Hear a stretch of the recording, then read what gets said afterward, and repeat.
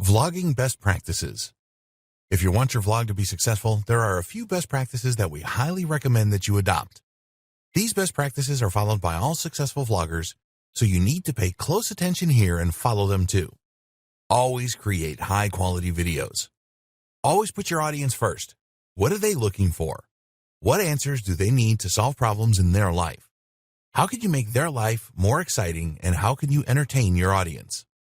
Never upload low-quality videos to your vlog because you feel under pressure to give your audience something. It is always about quality and not quantity.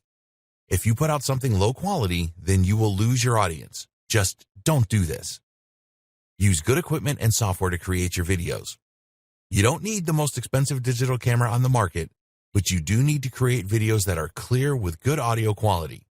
Never use a poor quality microphone. Always be passionate and excited in your videos. If you are not passionate, how can you expect your audience to be? Consistency.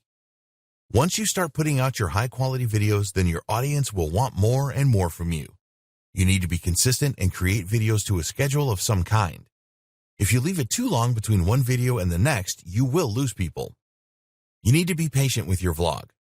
Okay, some vlogs have taken off really quickly and make their owners a lot of money in record time.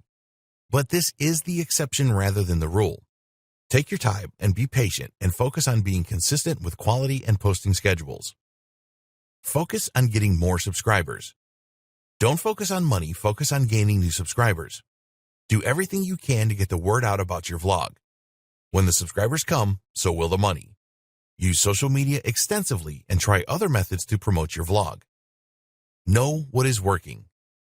YouTube has a lot of analytics to help you work out which of your videos are performing the best. So use this to discover what is working and what is not. Do more of what is working. Tweak things to make them better. Check your videos for the correct optimization.